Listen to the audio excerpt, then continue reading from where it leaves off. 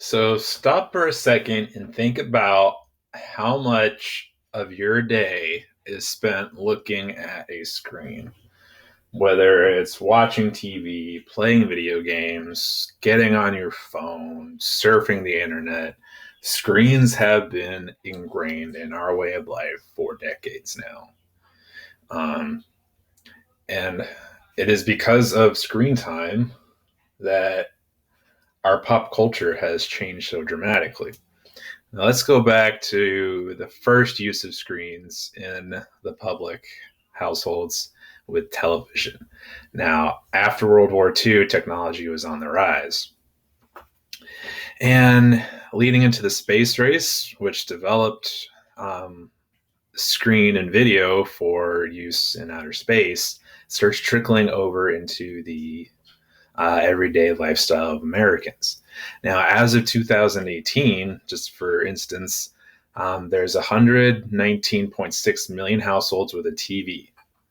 Okay, now there's 126.22 million households in the United States. So there's only about 7 million households that don't have a television in the United States.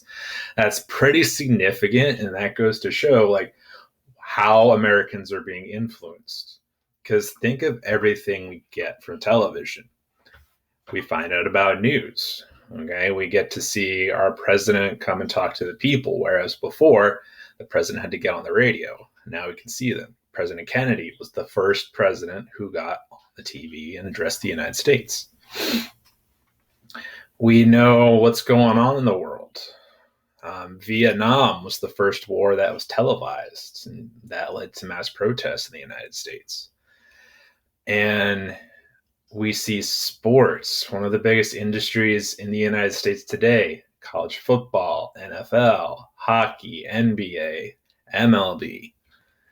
All right. So there's lots of money to be made and lots of influence to be portrayed. How would we know who the latest pop stars are without The Voice or American Idol? TV allowed American entertainment and capitalism to innovate to reach the masses, and it has had a major influence on how we perceive the world. Now, pop culture is reflective of the screen time we had and of the music.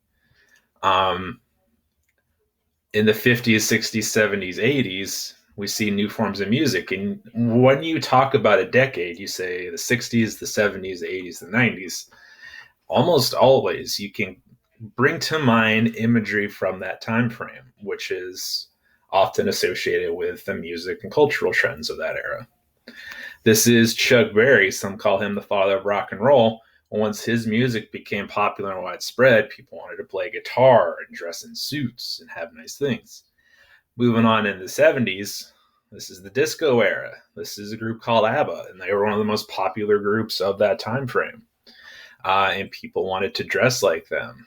Bell bottoms. They wanted to wear tie-dye and leather. And this is mostly the youth, okay? Have you ever thought your parents don't understand what you're going through? Your parents thought that same thing about their parents.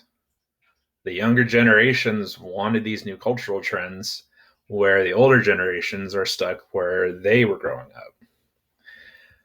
So 80s, again, resurgence in rock and roll music. I'm sure Big Hair comes to mind, grungy looking stuff, early hip hop. And speaking of early hip hop, this is late 80s, early 90s. This is Will Smith.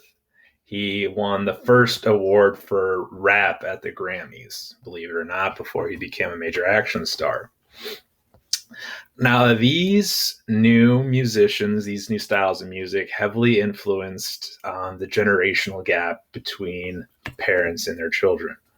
Like I said earlier, the younger generations tended to want to be influenced and look like what they were singing, what they were hearing. Whereas the older generations, as Will Smith would say, parents just don't understand. All right, remember Fresh Prince of Bel-Air? So the expansion of pop culture is going to lead to conflict between opposing cultural views. Almost any TV show I can think of that's set in a different decade always involves some kind of conflict between a child and their parent. That 70s show is a great example. Stranger Things. How often are those kids listening to their parents? Not very often. That took place in the 80s. They'd rather go to the mall and to the movies, which are also big things. So just remember, your pop culture kind of defines who you are.